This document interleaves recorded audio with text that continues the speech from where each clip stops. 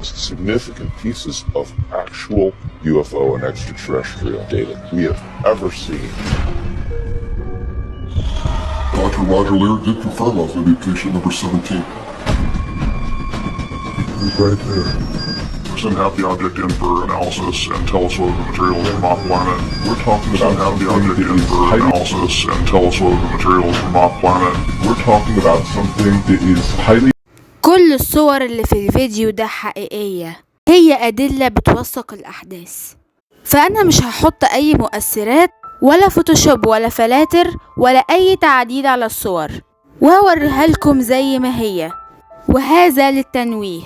فخلي بالكم عشان لو في حد بيجيله كوابيس من الحاجات دي أو بيتأثر بيها، لأنها حقيقية 100%، وقد أعذر من أنذر. فيديو النهاردة خطير وطويل، فممكن تجهز أكلك المفضل ومشروبك المفضل وجهز أحلى سهرة علشان تستمتع، واطفي النور اللي حواليك. ازيكم يا حلوين؟ عاملين ايه؟ وحشتوني كتير. في فيديو النهاردة هكلمكم عن كيانات حقيقية وأسرار موجودة في العالم بتاعنا وما نعرفش عنها حاجة. بجد فيديو النهاردة هيبقى مرعب ومخيف جدا، وفي بشر فعلا اتعاملوا واتكلموا مع كيانات مخيفة. ومش بس كده، لا ده في ناس اتخطفت بسببهم. ولما توصلوا لآخر الفيديو في صور وحاجات كتير قوي حقيقية، وهتتكشف لكم أهم الأسرار والخفايا في العالم اللي احنا عايشين فيه. قبل ما اكمل الفيديو ما تنسوش تعملوا لايك وتشتركوا في القناة وتفعلوا جرس الاشعارات علشان اي فيديو او قصة جديدة بنزلها توصل لكم على طول.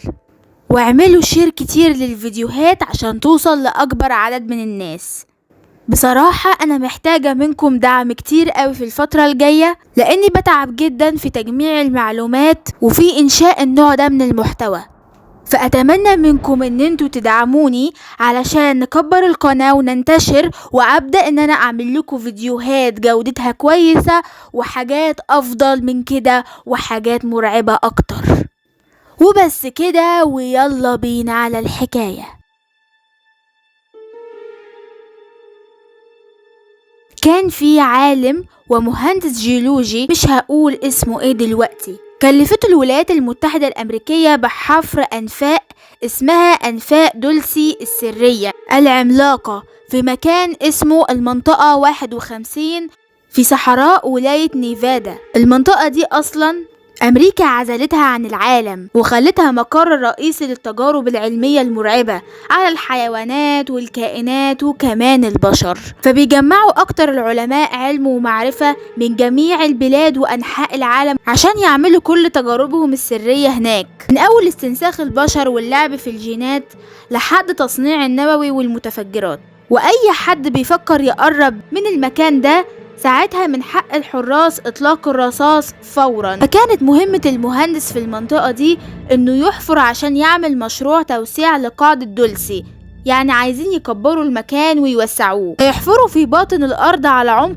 2.5 ميل لحد ما يوصلوا للمستوى السابع من طبقات الارض. وهنعرف كمان شوية مين اللي مستنيهم هناك. وعلشان يقدروا يعملوا كده هيحتاجوا يحفروا شبكة كبيرة جدا من الأنفاق بمساحة معينة، وبعد الحفر بيتم زرع قنابل وتفجيرها. وطلبوا كمان من المهندس ده انه يعين الصخور عشان يعرفوا النوع المناسب من المتفجرات اللي هيستخدموها لتفجير الصخور بسرعة وسهولة. فلما بدأوا الشغل وهم بيحفروا لاحظوا ان الارض اللي تحتهم مليانة مغارات وطرق جاهزة وكهوف منحوتة بطرق هندسية دقيقة جدا وكأنها من صنع البشر. وشافوا كمان أجهزة ومعدات إلكترونية حديثة أول مرة يشوفوها في حياتهم، والنقوش وكأن في حياة. مين اللي هيسيب أجهزة زي دي تحت الأرض على عمق أميال؟ بعد تفكير طويل ودهشة فجأة قطع تفكيرهم صوت حد بيمشي جاي من بعيد. ما تنسوش ان الفريق حاليا موجود تحت باطن الأرض قريب من المستوى السابع، في انعدام الهواء والأكسجين. ايه ده اللي بيمشي وبيقرب منهم؟ فضلوا يشاوروا بالكشافات بتاعتهم يمين وشمال لحد ما ظهر لهم فجأة كده من العدم كائن غريب واقف قدامهم بيبصلهم نظرات كلها شر.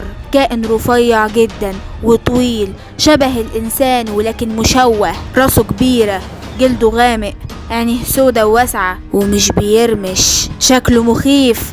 فضل يعمل إشارات غريبة بإيديه الاتنين لحد ما بسرعة رهيبة اتلم حوالين الفريق اللي من ضمنهم المهندس اللي بيحكي القصة. شافوا حواليهم عدد كبير منهم من المخلوقات الغريبة اللي رؤوسهم منتفخة وكبيرة، كان معاهم أسلحة متطورة. وهنا هنسمع صوت الصرخات من المهندس والفريق اللي نزل معاه، وصوت طلقات من النار من المسدسات اللي كانت معاهم احتياطي. وحصل اشتباك بين الكائنات دي وفريق العمل اللي طبعا اتقتل منهم كتير، والباقي هربوا للسطح علشان يبعتوا بقية الشغالين على المشروع. بعتوا يجيبوهم علشان يجيبوا أسلحتهم ويجيبوا كمان قوات الحراسة اللي في المكان علشان ينزلوا يقبضوا على الكائنات دي ويجيبوهم عشان يعرفوا ايه دول بالظبط.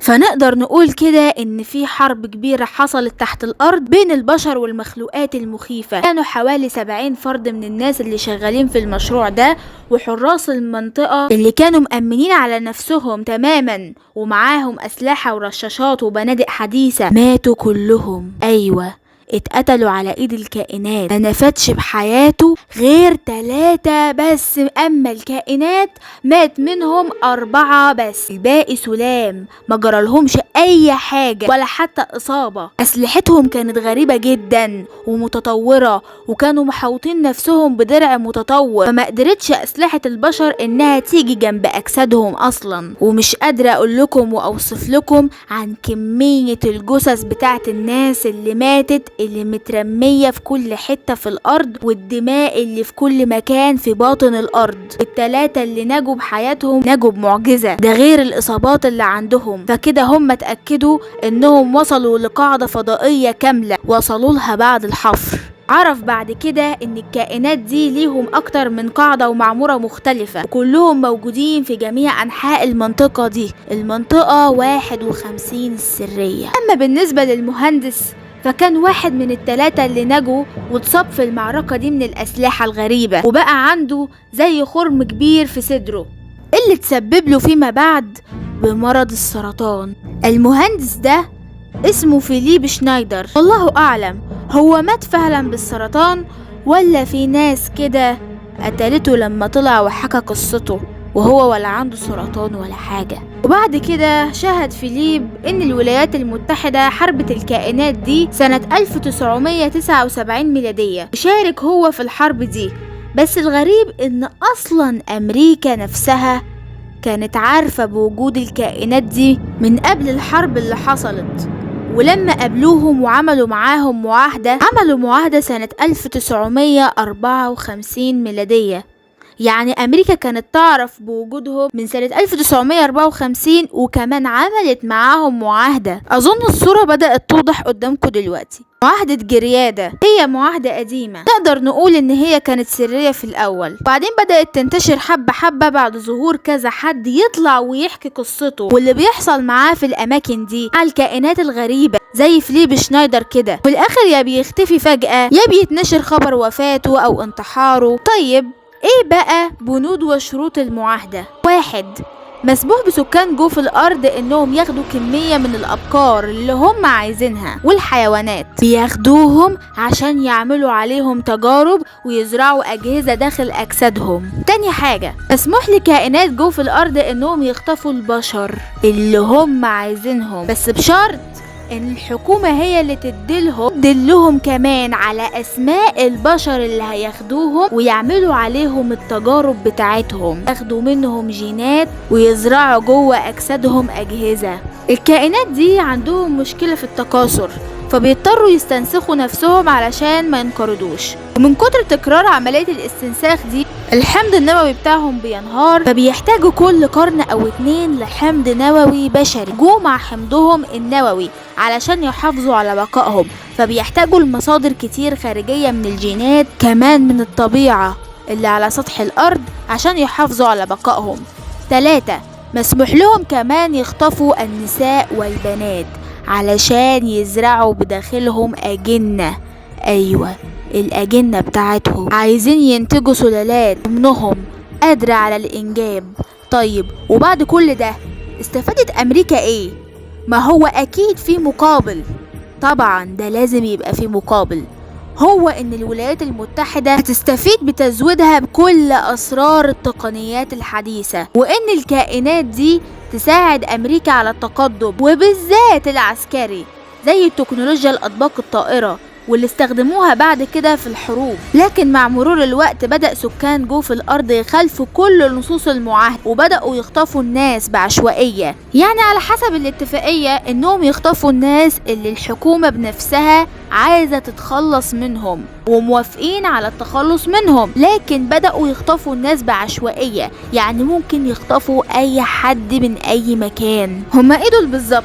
شياطين ولا أرواح شريرة ولا إيه؟ كتير قوي من العلماء اهتموا بالبحث عن حياة تانية في الكون واكتشاف كواكب تانية صالحة للحياة زي كوكب الأرض كده. وفي ثقافات وحضارات قديمة زي الحضارة الفرعونية المصرية كتير قوي من الرسومات بتاعتهم اتكلمت عن وجود كائنات غير أرضية. في كتير قوي من النصوص تثبت ان الأرض هي 7 طبقات. أحاديث عن الرسول عليه أفضل الصلاة والسلام هسيبها قدامكم على الشاشة علشان تعرفوا الأدلة الكاملة. كمان من ضمن سكان جوف الأرض هم قوم يأجوج ومأجوج، موجودين من قبل الإنسان وعايشين في جوف الأرض.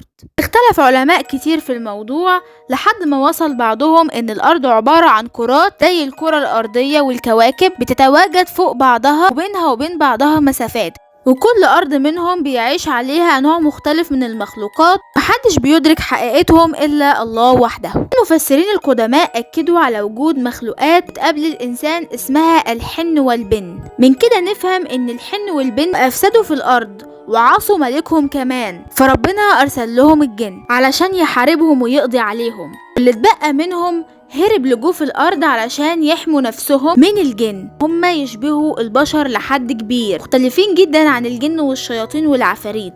هم أجسام مادية موجودين، نزل عليهم الجن وانتصر عليهم وتخلص منهم. في منهم بقية هربوا لتحت الأرض وكملوا حياتهم هناك، أن هم ليهم دماء بيعيشوا بيموتوا زيهم زي البشر. ودول بقى هم سكان الكرة الأرضية الأصليين قبل الجن وقبل خلق سيدنا آدم. اطلق عليها العلماء والباحثين في العصر الحديث جريز إليانز، هو المعنى اللي انتوا عارفينه، الرماديين.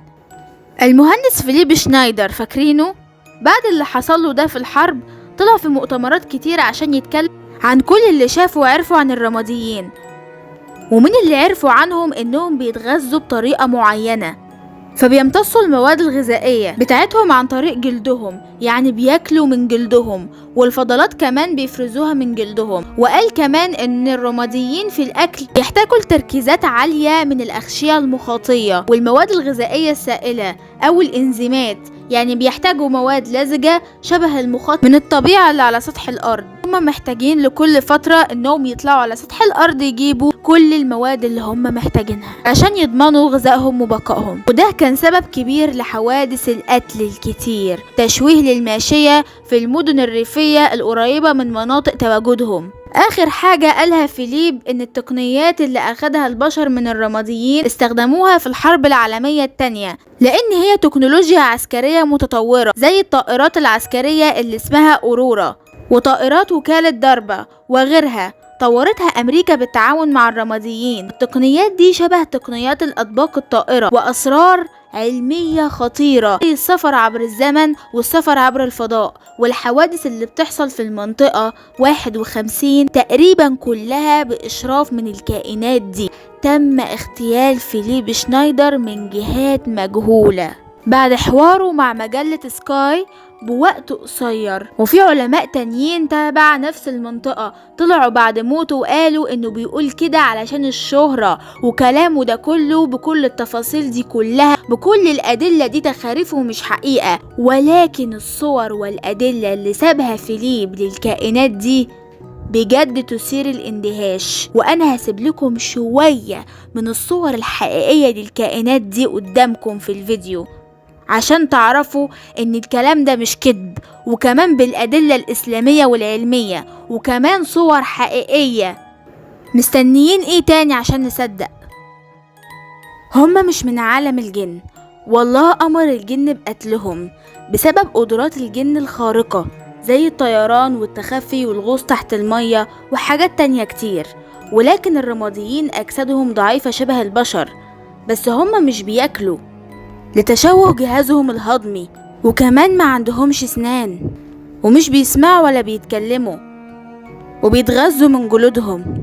فبيجيبوا السوائل اللزجة ويدهنوها على أجسامهم من الخارج عشان يتغذوا عليها عن طريق جلدهم.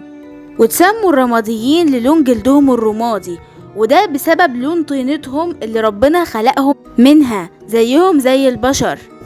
ألوانهم زي ألوان الطين، الأبيض والخمري والأسمر والأسود والبني. والرماديين هم الحن والبن، ولسه عايشين وموجودين معانا لحد دلوقتي. لا، وكمان قرروا فجأة يطلعوا لنا هنا على سطح الأرض. تتفاجئوا لو قلتلكم انهم ممكن يكونوا قاعدين معانا في بلدنا وعايشين معانا وبيراقبونا وبيتفرجوا علينا واحنا ما نعرفش. ده بجد على فكرة. الحن والبن دول منقسمين لأجناس وأقوام كتيرة جدا بأشكالهم وأنواعهم، ففي أنواع منهم على شكل السحالي والزواحف. حتى لو تسمعوا ان الأجانب مطلعين نظرية مخيفة جدا اسمها الزواحف البشرية، ودول عبارة عن بني آدمين وبشر عاديين، ولكن هم في الحقيقة متحولين لبشر. يعني هم مش بشر، وهم في الحقيقة من الكائنات الغريبة دي. أغلبية الناس اللي بيطلع عليهم النظريات دي بيبقوا شخصيات معروفة جدا في المجتمع، بيبقوا مشاهير وسياسيين معروفين، أما بيطلعوا في لقاءات صحفية وفي التلفزيون أو بيتصوروا عشوائيا في أي مكان. في حاجات غريبة بتحصل لوشهم وعينيهم. عينيهم بتتغير، جلدهم بيتغير، رقبتهم بتتغير، بيبقى شكلها غريب كأن الجلد ده بيسيح من عليه، وبيرجعوا يتحولوا لشكلهم الحقيقي، وكأن اتعمل منهم نسخة من الكائنات الغريبة. والشخصيات دي ممكن تكون أصلا ماتت من زمان، ودول نسخ طالعة بدلهم، كأن في حد بيتحكم فيهم زي العرايس كده، وبيأمرهم يقولوا ايه وما يقولوش ايه، ويعملوا ايه وما يعملوش ايه. بعد كل اللي حصل ده بدأت تحصل حوادث غريبة. ما هو خلاص طلعوا على سطح الأرض ظهرت حيوانات كانت منقرضة من آلاف وملايين السنين زي الماموس، وده فيل عنده قرنين كبار جنبه بقه ولونه بني وضخم، ظهر في صحراء سيبيريا. وزيادة انتشار الأطباق الطائرة وظهورها بشكل متكرر في جميع أنحاء العالم أكد فيليب والعلماء اللي بيأيدوه إن في بوابات كتير وفتحات لعالمهم زي سيبيريا والأهرامات والمكسيك لمعالم مشهورة جدا حول العالم. تعالوا بقى نرجع بالزمن لورا حبتين عشان نعرف هم ازاي سكان أمريكا وأوروبا وحكومتهم عرفوا منين ان في كائنات موجودة في جوف الأرض. الإغريق زمان كانوا برضو معتقدين بوجود مخلوقات تحت الأرض، ومن هنا عرف واحد اسمه دانتي إليفري، وهو شاعر إيطالي، وهو كان بيبحث في الموضوع ده اللي روج لفكرة الأرض المجوفة من كتابه اللي اسمه الكوميديا الإلهية. والكتاب ده كان من أهم الأعمال الأدبية في أوروبا في الوقت ده خلال العصور الوسطى تحديدا. ودافع كتير من العلماء ومنهم عالم الفلك الإنجليزي إدموند هالي في أواخر القرن ال17 الميلادي دافع عن فكرة العالم المجوف المقسم لطبقات. وفي عشرينيات القرن ال19 الميلادي أقنع واحد من المسؤولين السابقين في الجيش الأمريكي اسمه جون كوينسي آدمز إنه يرسل بعثة لجوف الأرض علشان يفتحوا طريق تجاري مع الأقوام اللي تحت الأرض. اتعرف جون كوينسي بالراجل المثقف المتعلم، وكمان كان قادر يتكلم بلغات كتير. سنة 1824 ميلادية كسب جون في الانتخابات وبقى الرئيس السادس في تاريخ الولايات المتحدة. وبعد الرئاسة اتعرض عليه عرض غريب، وجود لعوالم تانية داخل طبقات الأرض، واقترح واحد اسمه جون كليفز سيمز، هو الابن المسؤول في الجيش الأمريكي، إنه يتولى قيادة عملية استكشافية في طبقات الأرض علشان يقابلوا الأقوام اللي موجودة في جوف الأرض. روج جون كليفز الفكرة دي سنة 1818 ميلادية، وهو مؤمن بوجود فتحات في قطبي الأرض، يعني في فتحات موجودة في الشمال في الكرة الأرضية وفي الجنوب على شكل بوابات قادرة إن هي تنقل البشر في طبقات الأرض. واقترح كمان إنهم يعملوا رحلة في سيبيريا علشان يدوروا الفتحات دي وزيارة العوالم السفلية. وفي سنة 1820 ميلادية راح جون كليفز عامل طلب للكونجرس الأمريكي عشان يمولوا رحلته الاستكشافية، لكن طلبه اترفض من النواب. وبعد ما مسك جون كوينسي الرئاسة استغل الفرصة، لأنه كان عارف إن جون كوينسي هو كمان مهتم بالعوالم دي. طلب منه مساعدته في نفس الحملة، ولكن بعد موافقته اتهموا الناس بالجنون. انتقدوا الناس كتير إنه بيهدر المال في إنشاء مشاريع غريبة كلها خاصة بالموضوع ده، ومواضيع تانية كتير غريبة وغامضة. مش حملة كليفز بس، أقنعوا جون كليفز إنه هيقدر يعمل علاقات تجارية مع سكان جوف الأرض. فلما اقتنع الرئيس بكل الكلام ده اتهموهم الشعب بتدهور مداركهم العقلية وإنهم مجانين.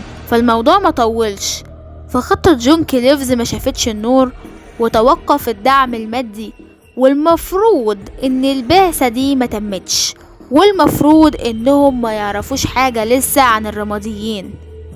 بصوا بقى، الناس دي كلها عارفين الموضوع ده، لا دول متأكدين من وجود الرماديين، لأن على حسب معرفنا إنهم متقدمين جدا وعندهم أطباق طائرة يقدروا يسافروا بيها الفضاء ويطلعوا برا كوكب الأرض ويدخلوا تاني ويروحوا أي مكان ويظهروا لأي حد. وكمان احنا عارفين إن في جماعات كده بتحب تسيطر على العالم، أكيد كانوا عارفين كل حاجة من زمان. وزي ما قلتلكم إن كل الدلائل على وجودهم موجودة في رموز ومعابد القدماء المصريين. القدماء المصريين عرفوا الواي فاي والنت والموبايل والتابلت، وكمان المركبات الفضائية والأطباق الطائرة، وده دليل على وجود الأطباق الطايرة دايما في رسوماتهم في المعابد، وكائنات موجودة في الرسومات دي بنفس الشكل اللي فليب شنايدر وصفهم بيه. والقدماء المصريين وصلوا لأعلى درجة من التقدم، ده حتى الأهرامات دي أصلا مبنية بطريقة معينة لتوليد الطاقة قديما. والماسونيين على طول بيحاولوا يعملوا حفلات وتجمعات في الأهرامات، وبيجيبوا مغنيين أو أي حفلة أو أي حجة أو أي حاجة علشان يعرفوا يدخلوا ويخرجوا ومحدش يكتشف عنهم حاجة، وكل ده في الآخر طلع تخطيط ماسوني. وبعدين مين اللي قال ان الحملة بتاعت جون كليفز دي ما اتعملتش؟ اكيد عملوها بس في السر، وقابلوا الرماديين وعملوا معاهم اكيد تحالفات.